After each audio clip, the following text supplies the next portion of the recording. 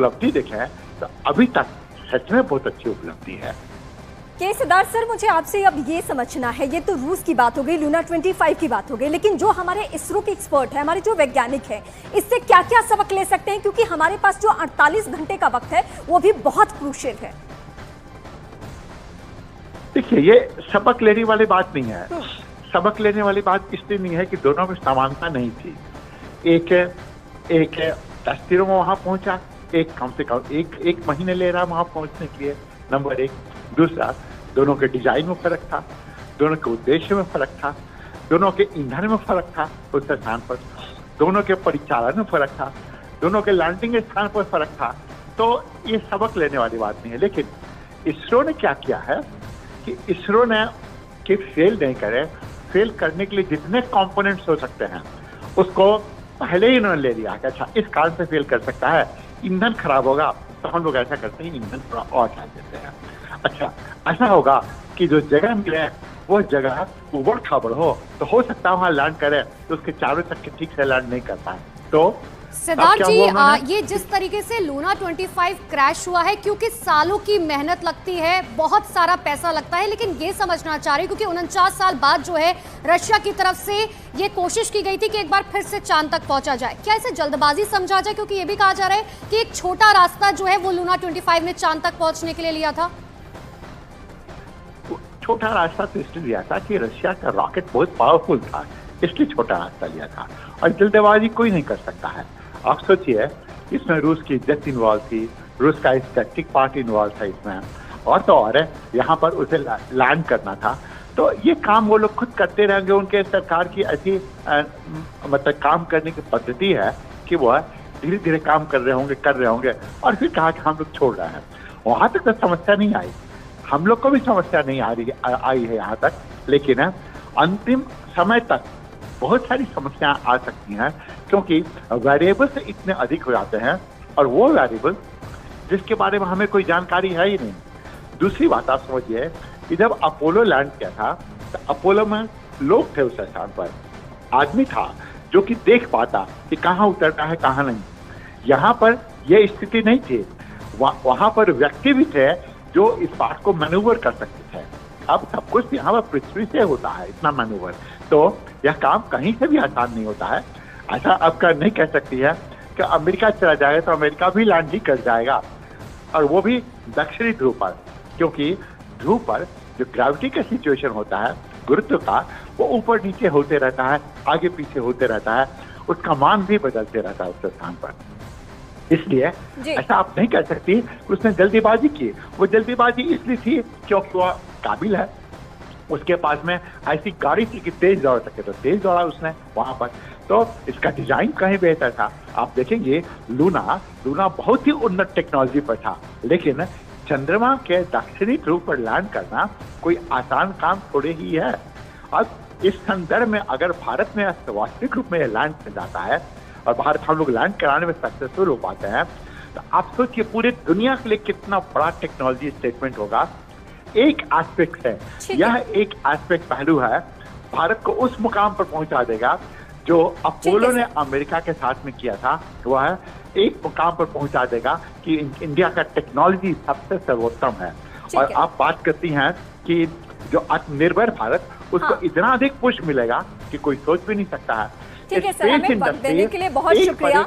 हमेशा से हम ये कहते भी रहे हैं प्रियंका कि चांद पे पहुंचना इतना आसान नहीं है, वाकई यही देखने को मिल रहा है। दुनिया के सामने ताकतवर देश जो है हथियारों के लिहाज से, स्पेस के लिहाज से, वो है रूस, अमेरिका।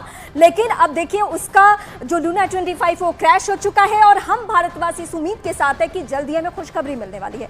इसरो के जरिए क्या क्या आपके पास खबरें पहुंच रही है चंद्रयान 3 को लेकर, वो भी हमारे दर्शकों को इसलिए इस वक्त बताइए क्योंकि जब लूना 25 के क्रैश होने की खबर इंडिया में लोगों ने सुनी है तो उसके बाद एक और उम्मीद जगती है, ज्यादा लोग खुश हो रहे हैं कि अब जब हम चांद पे पहुंचेंगे तो दुनिया के सामने और ताकतवर बनकर उभरेंगे।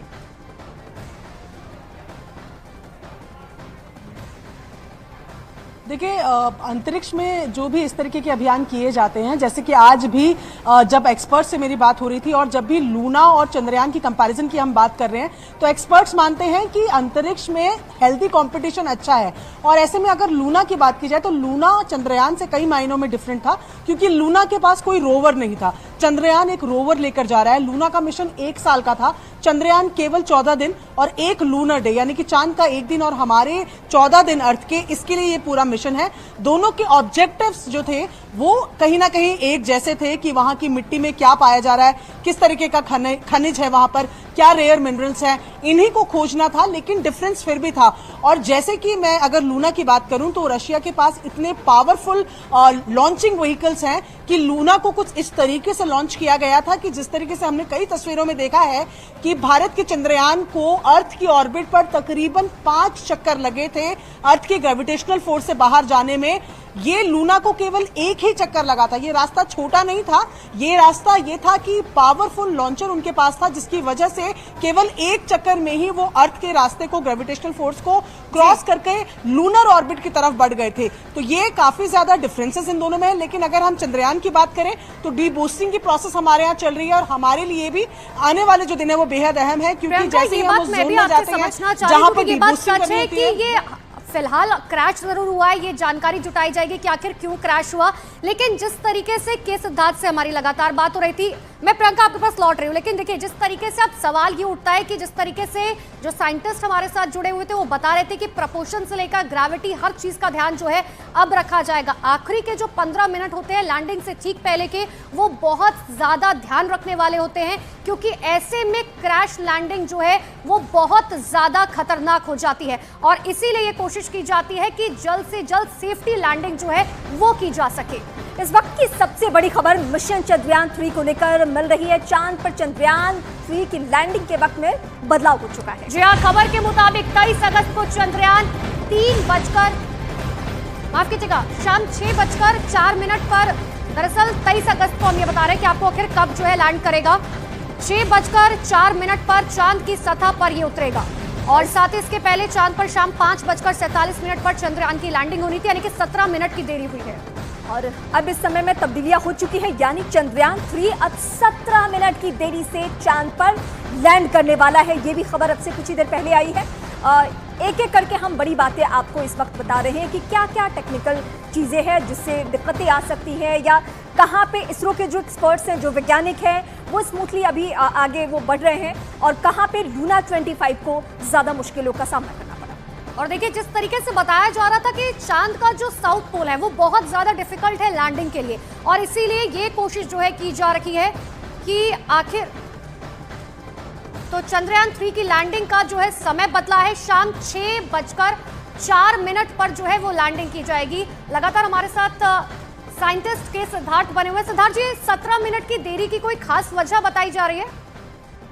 नहीं, देखिए हुआ क्या होगा कि हम लोग अब जब वहां पर हमारा चंद्रयान जाएगा तो चंद्रयान में आर्टिफिशियल इंटेलिजेंस के तहत बहुत सारे सॉफ्टवेयर हैं।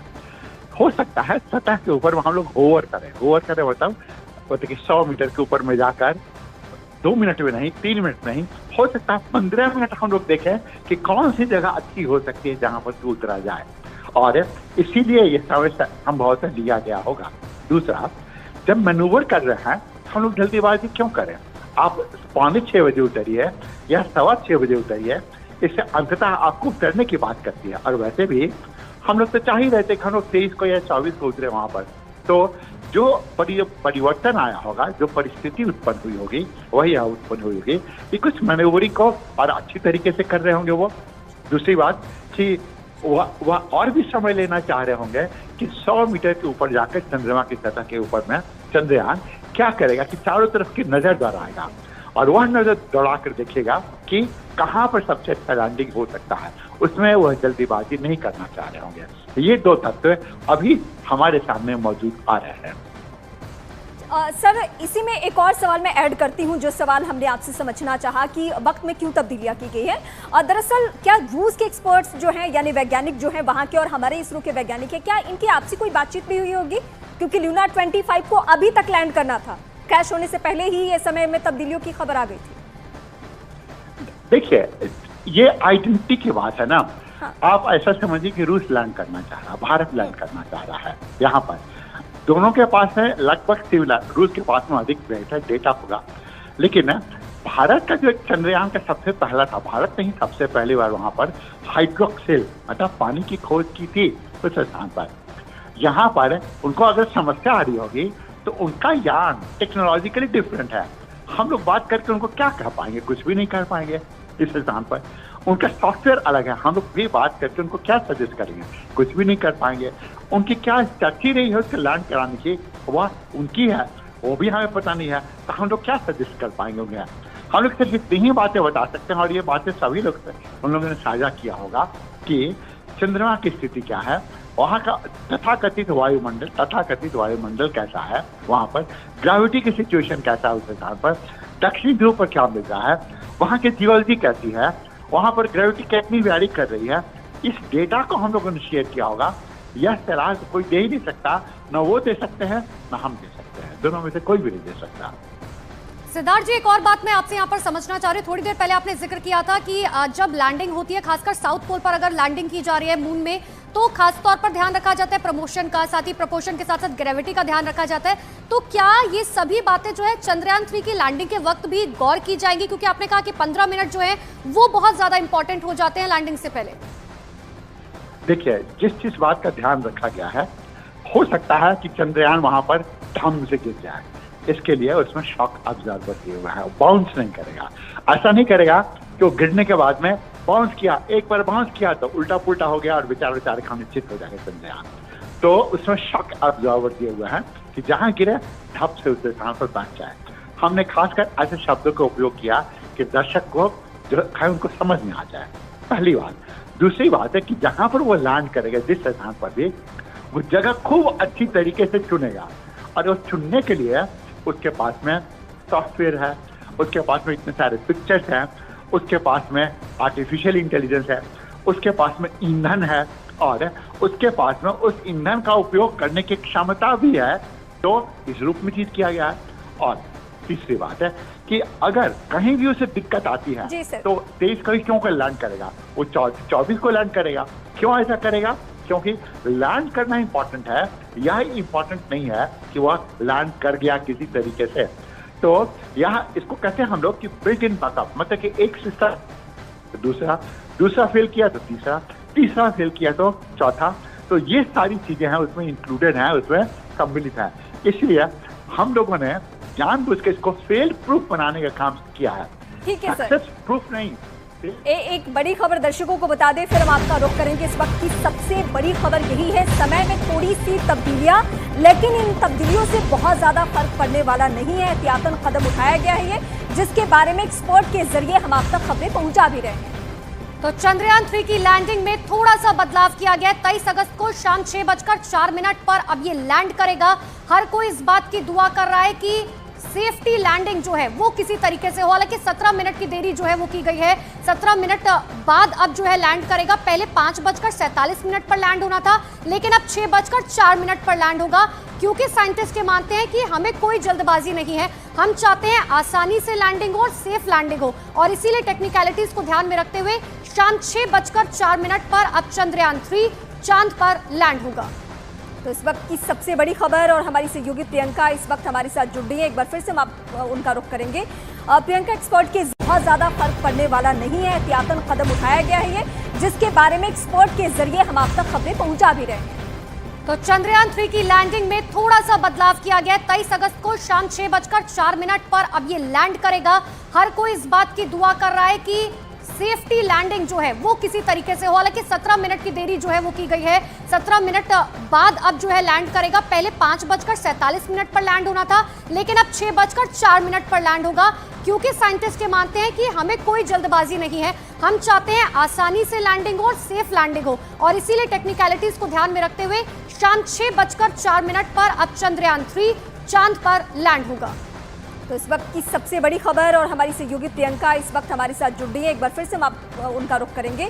प्रियंका, एक्सपर्ट के जरिए हम तमाम वो जो टेक्निकल वाले सारे पहलू हैं उन सबको छूने की कोशिश करें, ताकि हमारे दर्शकों को आसानी से समझ में आ सके कि कहाँ पे क्या दिक्कतें आ सकती हैं, और कहां पे हम सहूलियत के साथ कदम बढ़ा रहे हैं। लेकिन मेरा सवाल इससे जरा अलग हटके है, क्योंकि वक्त वक्त पे दुनिया के सामने हमने अपनी ताकत हथियारों के लिहाज से आत्मनिर्भर भारत के जरिए दिखाने की कोशिश की है। ये चंद्रयान 3 जो है हमारी तीसरी कोशिश है। अगर ये सफल हो जाए, होना ही है इस बार जिस तरीके से हम देख रहे हैं अभी तक कोशिशें, उसके बाद दुनिया के सामने भारत की छवि स्पेस की दुनिया में खासकर कैसी होने वाली है? देखिए, जाहिर तौर पर सबकी उम्मीदें यही हैं, फिंगर्स क्रॉस्ड कि ये मिशन बहुत सक्सेसफुल रहेगा सॉफ्ट लैंडिंग के बाद। लेकिन यहाँ जो दुनिया की हम बात करें, देखिए सबसे पहले जब चंद्रयान 1 हुआ था तो हमने ही बताया था कि चांद में आइस पार्टिकल्स हैं, यानी कि पानी होने की पुष्टि हमने की थी। चंद्रयान 2 पूरी तरीके से कंप्लीट नहीं हुआ था, पर उस मिशन को फेल कहना भी गलत होगा, क्योंकि उसके ऑर्बिटर ने जो चित्र हमें भेजे उसी की मदद से चांद के बारे में और ज्यादा जानकारी इकट्ठी की गई। और अब इस बार अगर हम बात करें, इस बार ऑर्बिटर नहीं है, लैंडर और रोवर है। और पहले ही जो पहला सेंसर है उसने अपना काम करना भी शुरू कर दिया, उसको आउटर ऑर्बिट में रखा गया है, जो कि ये बता रहा है कि चांद से अर्थ की सरफेस कैसी दिखती है, पृथ्वी चांद से कैसी दिखती है। और उसकी तस्वीरें भी हमने देखी कि कई क्रेटर्स वाली तस्वीरें सामने आ गई है। लेकिन रीमा, सबसे इंटरेस्टिंग बात यह है कि ये केवल एक स्टेपिंग स्टोन है। चंद्रयान 3 के बाद ऐसा नहीं है कि इसरो ब्रेक लेने वाला है। चंद्रयान 3 के बाद हमारा सूर्य पर पहला मिशन जो है, जिसका नाम आदित्य फिलहाल रखा गया है, आदित्य होगा। आदित्य के बाद एक्सपैट का एक मिशन होने वाला है, और उसके बाद प्रधानमंत्री नरेंद्र मोदी का भी और इसरो का भी सबसे महत्वाकांक्षी प्रोजेक्ट गगनयान 1 शुरू होगा। बताया जा रहा है कि गगनयान 1 और 2 अनमैन होंगे, यानी कि उसमें लोग नहीं होंगे। लेकिन गगनयान 3 से हम अंतरिक्ष में लोगों को भेजेंगे, यानी कि ना केवल भेजेंगे, वो लोग वापस भी आएंगे। तो ये केवल स्टेपिंग स्टोन है। इसकी सक्सेस से, इसकी सफलता से जाहिर तौर पर साइंटिस्ट जो तमाम इसरो में लगातार दिन भर लगे हुए हैं, उनका उत्साहवर्धन होगा। और हम आगे के प्रोजेक्ट के लिए बता रही है, दरअसल ये वो सपने हैं जो हर कोई जो है शुरुआत से देखता था। हर कोई ये कोशिश करता था कि कभी भी जो है हम चांद और सूरज पर पहुंच पाए। लेकिन मैं आपसे ये समझना चाह रही हूँ कि जब 23 अगस्त की शाम 6:04 पर लैंडिंग होगी चंद्रयान 3 की, जो होपफुली हर कोई कोशिश कर रहा है, तो उसके बाद क्या होगा? क्योंकि कहा जा रहा है कि सूरज निकलने का इंतजार किया जाएगा और उसके बाद रोवर जो है वो अपना काम करना शुरू करेगा और फोटोज भेजेगा। देखिए, ये पूरा जो मिशन है ये पृथ्वी के 14 दिन और जो मून है उसका 1 लूनर डे, लूनर डे यानी कि केवल उजाले वाला जो समय है वो 1 लूनर डे का वहां पर ये रहेगा। ऐसे में जैसे ही विक्रम लैंडर से ये रोवर अलग होगा, ये स्क्रॉल करेगा ये आसपास, क्योंकि इसमें व्हील्स लगे हैं। ये व्हील्स की मदद से आसपास की जगहों पे खोजबीन करेगा, वहां की जो मिट्टी के सैंपल्स या जो मिनरल्स को ढूंढने के लिए इस मिशन को रखा गया है। इसमें कई तरीके के आउटकम्स आने हैं, जिसमें सिस्मिक ग्रोथ कैसी है, यानी कि भूकंप की परिस्थितियां चांद की सरफेस पर कैसी है, क्या चांद का अपना कोई मौसम है, क्या चांद में रेयर मिनरल्स हैं जो अर्थ में नहीं है, जो पृथ्वी में नहीं है, और ऐसे कौन से खनिज वहां मिल रहे हैं। इन तमाम चीजों की जिम्मेदारी जो है वो रोवर की है। तो रोवर ऐसे में जाकर इन 14 दिनों के समय में, यानी कि 1 लूनर डे के समय में, इन तमाम जानकारियों को इकट्ठा करेगा। वो अपने सिग्नलिंग सिस्टम से इसे विक्रम को देगा और विक्रम लैंडर इसे अर्थ स्टेशन बैंगलोर इसरो में देगा। यानी कि वो तमाम जानकारी जिसके लिए इस मिशन को मुख्य तौर पर किया गया है, उसको इकट्ठा करने का काम रोवर का ही है। रोवर उस इंफॉर्मेशन को इकट्ठा करके विक्रम, और विक्रम के बाद ये अर्थ स्टेशन बैंगलोर पे आएगा, जिसके बाद इस मिशन को जिस ऑब्जेक्टिव के लिए मुख्य तौर पर बनाया गया है वो सबके सामने होगा। प्रियंका, हम आपका रुख करेंगे कि सिद्धार्थ अंतरिक्ष वैज्ञानिक इस वक्त हमारे साथ बने हुए हैं, उनका रुख भी हम करेंगे, लेकिन इस वक्त प्रियंका का ही रुख करेंगे। प्रियंका, इस वक्त और भी कुछ बातें समझाने वाली हैं। आपको स्क्रीन पे आपको मदद से बताऊं तो आप देखें, ये चंद आपको जो यहाँ नजर आ रहा है ये चांद की सरफेस है, ये जो गड्ढे से बने हुए आ रहे हैं। अब ये देखिए, विक्रम लैंडर है, विक्रम लैंडर खुला और ये प्रज्ञान रोवर उससे बाहर निकल गया। ये प्रज्ञान रोवर में सोलर पैनल आपको नजर आ रहे हैं। इस तरीके से वो मूव करता रहेगा पूरे एटकिन बेसिन पे, जहां पर उसको अंदर आना है। ये मूव करके जानकारी इकट्ठी करेगा और ये जानकारी वो विक्रम लैंडर को देगा। इस बार एक खास बात जो है, जो मैं दर्शकों को बताना चाहूंगी, तस्वीरों में आप देख रहे हैं किस तरीके से लॉन्चिंग हुई थी, लेकिन इस बार इस चंद्रयान मिशन में एक बेहद खास बात यह है कि हम एक एक्सपेरिमेंट भी कर रहे हैं। हम लैंडर और रोवर के साथ हमने स्लीपिंग वेकिंग सर्किट लगाया है, जिसके जरिए हम ये देखने की कोशिश कर रहे हैं कि क्या वहां की लाइट से ये मशीन समझा रही है। दर्शकों के लिए समझना भी बहुत ज्यादा जरूरी है, क्योंकि ये सिर्फ एक मिशन नहीं है, ये वो सफलता की सीढ़ी है जो भारत अब छूने जा रहा है। कि सिद्धार्थ लगातार हमारे साथ बने हुए हैं। कि सिद्धार्थ, क्योंकि पूरी दुनिया को सबसे पहले हिंदुस्तान ने ही ये बताया था कि देखिए चांद पर जो है वाटर पार्टिकल्स मौजूद हैं। लेकिन अब हम बात करें, क्योंकि रूस का लूना 25 जिस तरीके से क्रैश हुआ है, उसके बाद कितने % चांसेस है कि हम सक्सेसफुली जो है वो लैंड कर सकते हैं? क्योंकि होपफुली हर कोई विश तो कर रहा है, लेकिन अगर परसेंटेज पे देखा जाए, क्योंकि उनकी टेक्नोलॉजी हमसे बहुत ज्यादा एडवांस थी। देखिए, इसको परसेंटेज फॉर्म में आप बदल नहीं सकती हैं। क्यों? अगर परसेंटेज और स्टैटिस्टिक्स की बात है तो रूस के पास में इसकी संभावना, प्रोबेबिलिटी भारत से कहीं कहीं कहीं अधिक थी। लेकिन यह गेम प्रोबेबिलिटी पर नहीं चलता है। वहां पर कौन सी स्थिति पैदा होगी, किस तरह से पैदा होगी और किस कंडीशन में आएगी, ये किसी को भी नहीं मालूम है। न रूस को मालूम है, न भारत को, न हमें, न आपको। इसलिए इसे कह सकते हैं कि कितनी परसेंटेज है, ये कहना भी उचित नहीं होगा। हाँ, यह कहना उचित होगा कि जितना कुछ हम लोगों ने किया हो तो फेल प्रूफ बनाने में, उतना हो सकता है रूस ने नहीं किया हो। और आप यह मानिए, ठीक, आप यह बात मान के चलिए कि भारत के कुछ जो अंतरिक्ष की टेक्नोलॉजी है वह दुनिया की सबसे उत्तम है, सबसे उत्तम है। वह पूरी दुनिया नहीं जानती है। आप सोचिए कि कहीं पर 1 करोड़ रुपए खर्च करके कोई काम कर लेता है और कहीं पर 1 लाख रुपए खर्च करके काम कर लेता है, दोनों में अंतर है जी। पहली बात है। दूसरी बात है कि दुनिया में अन्य देशों ने पानी की खोज क्यों नहीं की, पानी मतलब हाइड्रोक्साइड की खोज क्यों नहीं की, ठीक, भारत ने क्यों की। और भारत के इसी डेटा के ऊपर में मानवता का भविष्य निर्भर है। ध्यान दीजिए, शब्द को ध्यान से सुनिए, मानवता का भविष्य निर्भर है। क्यों? क्योंकि यह जो उसके पास में आंकड़े मिलेंगे, तस्वीर मिलेगी, जानकारी मिलेगी, ज्ञान मिलेगा, ब्रह्म मिलेगा, यह पूरी दुनिया को आगे चलाने में सबसे अधिक कारगर होगा। क्यों? उसका कारण है दो। पहला कि चंद्रमा के उस सतह पर पहुंचने के उपरांत में भारत क्या कर सकता है कि भारत पूरे बाहरी अंतरिक्ष को खूब अच्छी तरीके से देख सकता है, खूब अच्छी तरीके से, इतनी अच्छी तरीके से जितना कि कोई नहीं देख सकता है। पहली बात है, मतलब कि आपको मालूम चल जाएगा कि कौन कौन से ग्रह हैं, कुछ ग्रह पर जीवन हो सकता है, किस पर नहीं होगा, ये सारी जानकारी भी हम लोग ले सकते हैं। तो आप सोचिए, ज्ञान है ना, इसी को तो ब्रह्म कहते हैं, नंबर 1।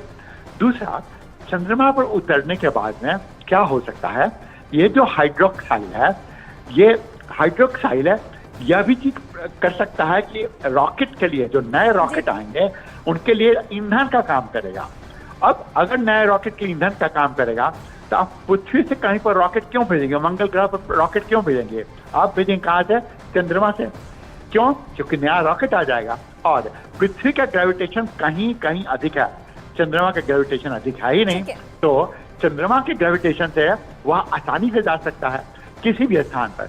तो बाहरी जो केसीदार सर, आपके जरिए हम अपने दर्शकों तक ये खबरें पहुंचाने वाले हैं। ये बहुत महत्वपूर्ण जानकारी आपके जरिए हम दर्शकों तक पहुंचा रहे हैं इस वक्त। लेकिन कुछ और खबरों का भी हम रुख करेंगे। बीजेपी अध्यक्ष जेपी नड्डा हिमाचल प्रदेश के दौरे पर हैं और जेपी नड्डा ने हिमाचल प्रदेश में भारी बारिश होने से नुकसान वाले जगहों का जायजा लिया। देखिए, बाढ़ प्रभावित लोगों से भी जेपी नड्डा ने मुलाकात की। जेपी नड्डा ने इस बात की जानकारी दी है कि हिमाचल प्रदेश के हालात पर केंद्र सरकार फिलहाल चिंताजनक है।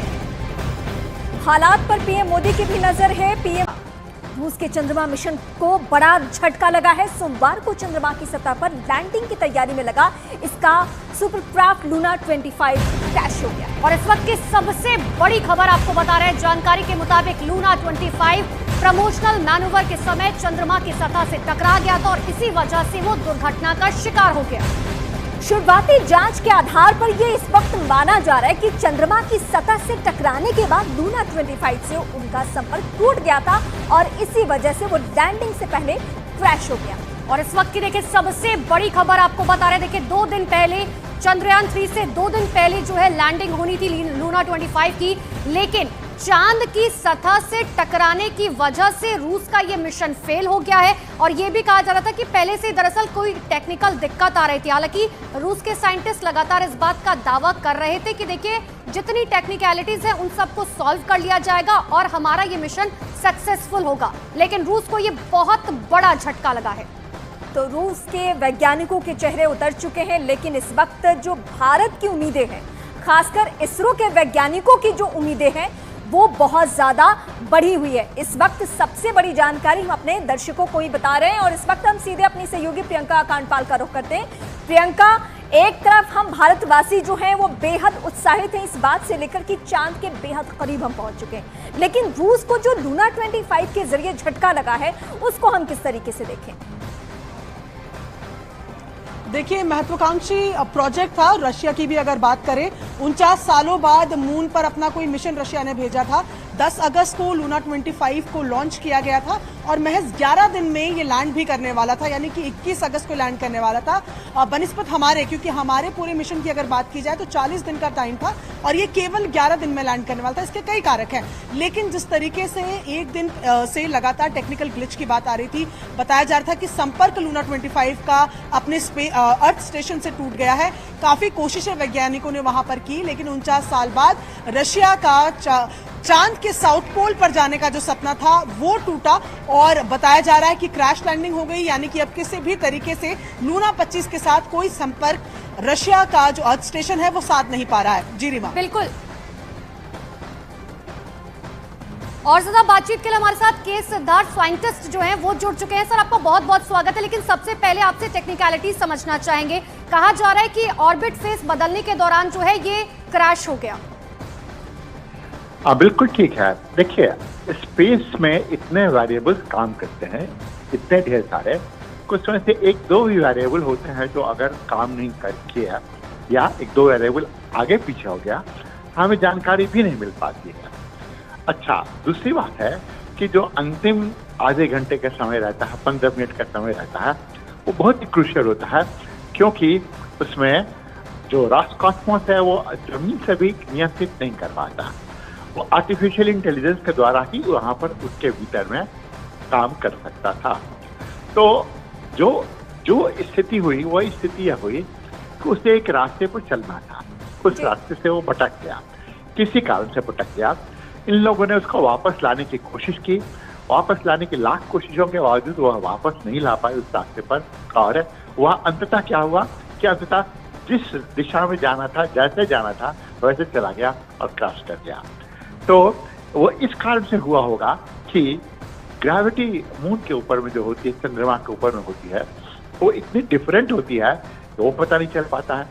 दूसरा, उस स्थान पर प्लाज्मा कैसे काम कर रहा है, क्या नहीं कर रहा है, जो बहुत हॉट चीजें हैं, गर्म चीजें हैं, वो भी पता नहीं चल पाता है। तो अंतिम अवस्था में या अंत में उतरने के पहले कौन कौन सी परिस्थितियां आई होंगी, एक पता नहीं चल पाया। दूसरा कि जब उसे मैनूवर करने की कोशिश कर रहे थे तो मैनूवरिंग करने में कोई इमरजेंसी सिचुएशन आई, ठीक है, और वो मैनूवर नहीं कर पाया, तो सॉफ्टवेयर में भी हो सकता है कहीं कुछ गड़बड़ी हो गई हो। तो ये किसी को भी पता नहीं है, अब तो रिपोर्ट आने पर ही मालूम चल पाएगा। लेकिन कुल मिला जुलाकर यह है कि चंद्रमा पर लैंड करना इतना आसान नहीं है। अब सोचिए, लूना टेक्निकली कितना एडवांस था, उसमें वह 1 साल तक वहां पर रहता, उसमें जेसीबी तरह के कुछ चीजें, इंस्ट्रूमेंट भी थे जो वहां पर जमीन को खोद कर गड्ढा करके वहां की मिट्टी निकालता। और तो और वहां पर गर्म में भी, मतलब कि 100-150 डिग्री सेंटीग्रेड में भी सर्वाइव करता और -200 डिग्री सेंटीग्रेड में भी सर्वाइव करता है। रशिया का एक्सपीरियंस देखिए, और रशिया का यह देखिए कि रूस ने इतने दिनों तक अपने स्पेस प्रोग्राम को रखा, स्पेस स्टेशन चला रहा था, तब भी नहीं हो पाया। तो इसरो का उस रूप में अगर उपलब्धि देखें तो अभी तक सच में बहुत अच्छी उपलब्धि है।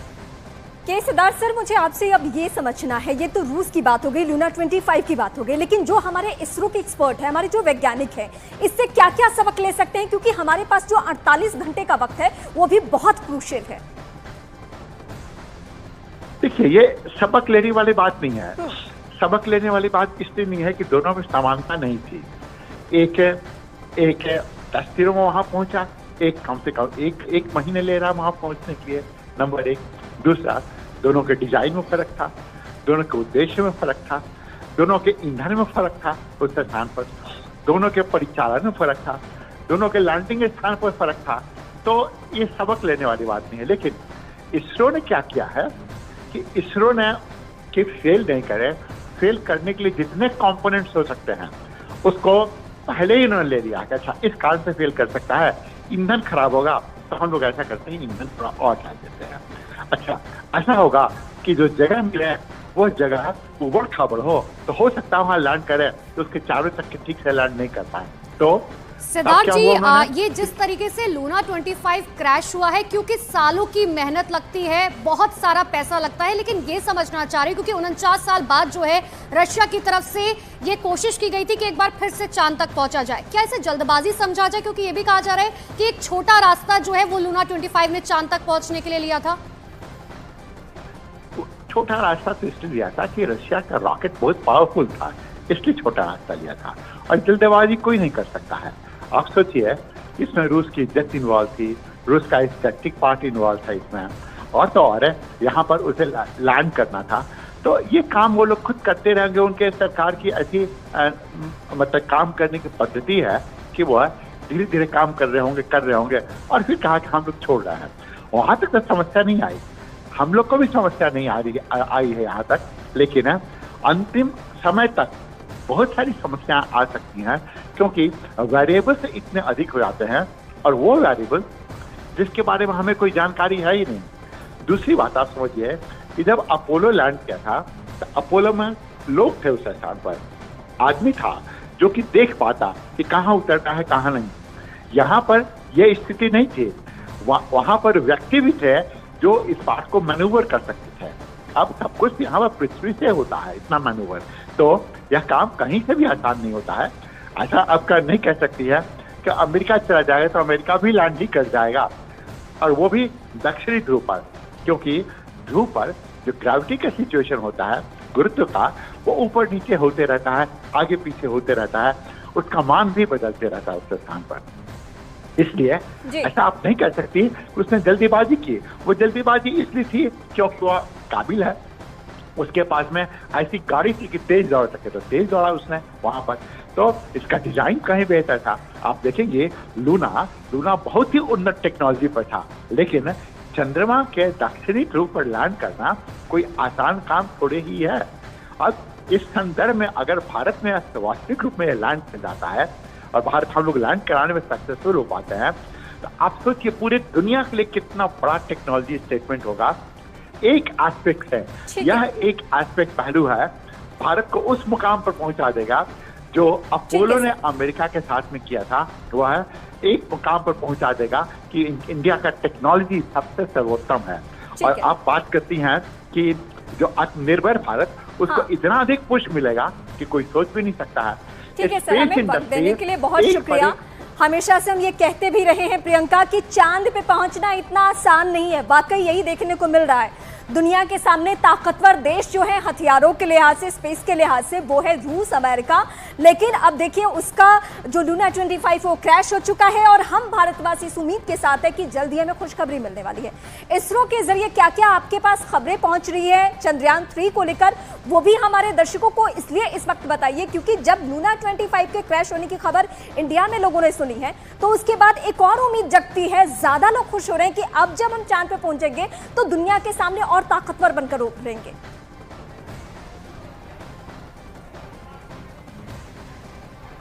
देखिए, अंतरिक्ष में जो भी इस तरीके के अभियान किए जाते हैं, जैसे कि आज भी जब एक्सपर्ट से मेरी बात हो रही थी और जब भी लूना और चंद्रयान की कंपैरिजन की हम बात कर रहे हैं, तो एक्सपर्ट्स मानते हैं कि अंतरिक्ष में हेल्दी कंपटीशन अच्छा है।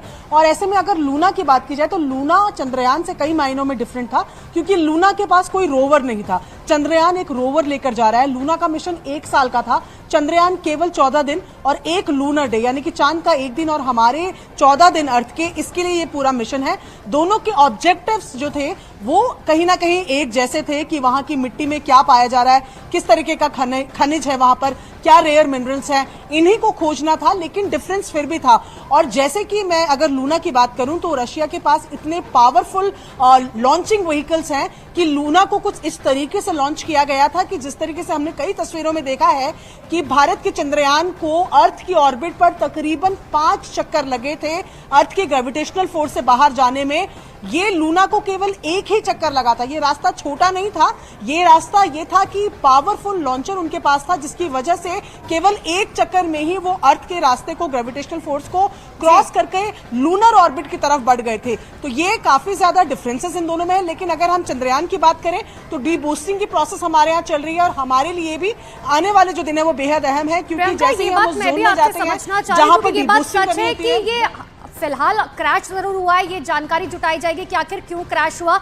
लेकिन जिस तरीके से के सिद्धार्थ से हमारी लगातार बात हो रही थी, मैं प्रियंका आपके पास लौट रही हूँ, लेकिन देखिए जिस तरीके से अब सवाल ये उठता है कि जिस तरीके से जो साइंटिस्ट हमारे साथ जुड़े हुए थे वो बता रहे थे कि प्रपोर्शन से लेकर ग्रेविटी हर चीज का ध्यान जो है अब रखा जाएगा। आखिरी के जो 15 मिनट होते हैं लैंडिंग से ठीक पहले के, वो बहुत ज्यादा ध्यान रखने वाले होते हैं, क्योंकि ऐसे में क्रैश लैंडिंग जो है वो बहुत ज्यादा खतरनाक हो जाती है और इसीलिए ये कोशिश की जाती है कि जल्द से जल्द सेफ्टी लैंडिंग जो है वो की जा सके। इस वक्त की सबसे बड़ी खबर मिशन चंद्रयान 3 को लेकर मिल रही है। चांद पर चंद्रयान 3 की लैंडिंग के वक्त में बदलाव हो चुका है। जी हाँ, खबर के मुताबिक 23 अगस्त को चंद्रयान 3 बजकर, माफ कीजिएगा, शाम 6:04 पर, दरअसल 23 अगस्त को हम ये बता रहे हैं कि आपको आखिर कब जो है लैंड करेगा। 6:04 पर चांद की सतह पर ये उतरेगा और साथ ही इसके पहले चांद पर शाम 5:47 पर चंद्रयान की लैंडिंग होनी थी, यानी कि 17 मिनट की देरी हुई है। और अब इस समय में तब्दीलियां हो चुकी है, यानी चंद्रयान 3 अब 17 मिनट की देरी से चांद पर लैंड करने वाला है। ये भी खबर अब से कुछ ही देर पहले आई है। एक एक करके हम बड़ी बातें आपको इस वक्त बता रहे हैं कि क्या क्या टेक्निकल चीज़ें हैं जिससे दिक्कतें आ सकती हैं, या कहाँ पे इसरो के जो एक्सपर्ट्स हैं, जो वैज्ञानिक हैं, वो स्मूथली अभी आगे वो बढ़ रहे हैं और कहाँ पे लूना 25 को ज़्यादा मुश्किलों का सामना करना पड़ा। और देखिए जिस तरीके से बताया जा रहा था कि चांद का जो साउथ पोल है वो बहुत ज्यादा डिफिकल्ट है लैंडिंग के लिए, और इसीलिए ये कोशिश जो है की जा रही है कि आखिर तो चंद्रयान 3 की लैंडिंग का जो है समय बदला है। शाम 6:04 पर जो है वो लैंडिंग की जाएगी। लगातार हमारे साथ साइंटिस्ट के सिद्धार्थ बने हुए। सिद्धार्थ जी, 17 मिनट की देरी की कोई खास वजह बताई जा रही है? नहीं, देखिए हुआ क्या होगा कि हम लोग अब जब वहां पर हमारा चंद्रयान जाएगा तो चंद्रयान में आर्टिफिशियल इंटेलिजेंस के तहत बहुत सारे सॉफ्टवेयर हैं।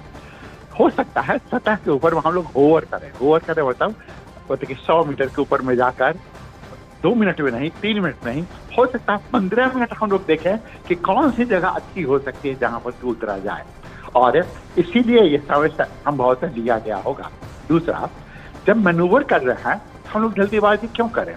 आप 5:45 बजे उतरिए या 6:15 बजे उतरिए, इससे अंततः आपको उतरने की बात करती है। और वैसे भी हम लोग तो चाह ही रहते कि हम लोग 23 को या 24 को उतरे वहां पर, तो जो परिवर्तन आया होगा, जो परिस्थिति उत्पन्न हुई होगी वही यहाँ उत्पन्न हुई होगी कि कुछ मैन्यूवरिंग को और अच्छी तरीके से कर रहे होंगे वो।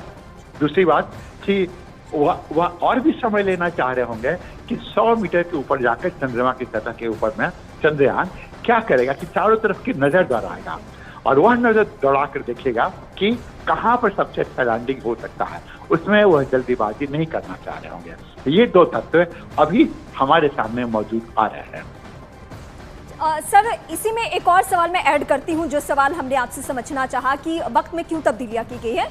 और दरअसल क्या रूस के एक्सपर्ट्स जो हैं, यानी वैज्ञानिक जो हैं वहां के, और हमारे इसरो के वैज्ञानिक हैं, क्या इनकी आपसी कोई बातचीत भी हुई होगी? क्योंकि लूना 25 को अभी तक लैंड करना था, क्रैश होने से पहले ही ये समय में तब्दीलियों की खबर आ गई थी। देखिए, ये आइडेंटिटी की बात है ना।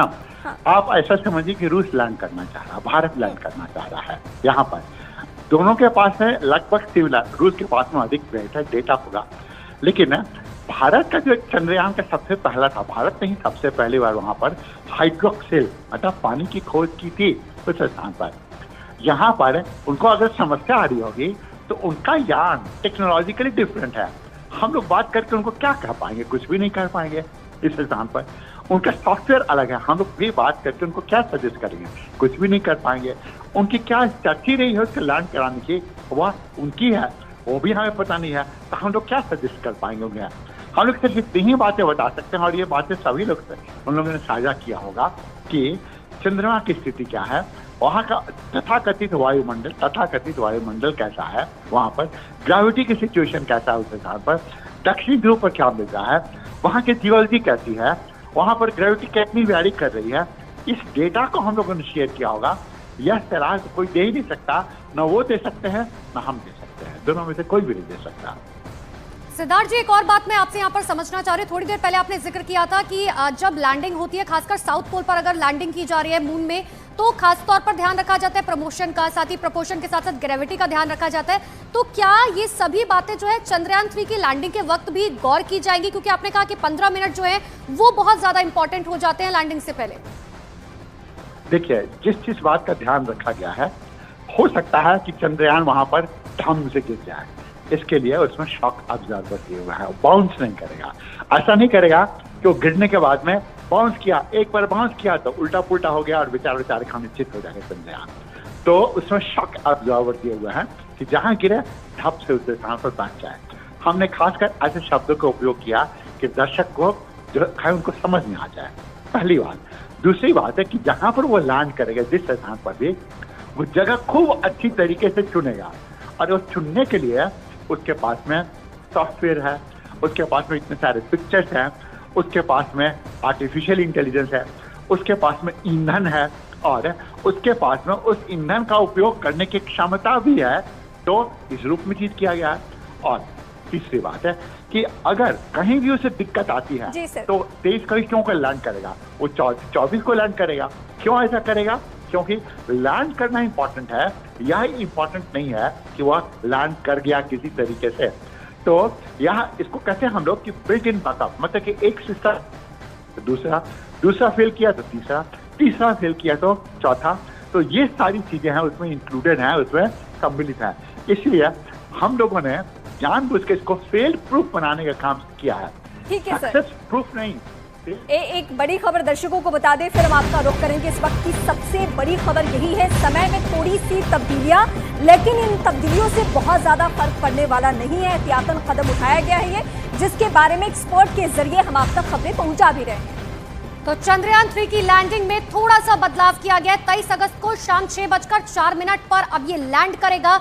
हर कोई इस बात की दुआ कर रहा है कि सेफ्टी लैंडिंग जो है वो किसी तरीके से हो। हालांकि 17 मिनट की देरी जो है वो की गई है, 17 मिनट बाद अब जो है लैंड करेगा। पहले 5:47 पर लैंड होना था, लेकिन अब 6:04 पर लैंड होगा, क्योंकि साइंटिस्ट ये मानते हैं कि हमें कोई जल्दबाजी नहीं है। हम चाहते हैं आसानी से लैंडिंग हो और सेफ लैंडिंग हो, और इसीलिए टेक्निकलिटीज को ध्यान में रखते हुए शाम 6:04 पर अब चंद्रयान 3 चांद पर लैंड होगा।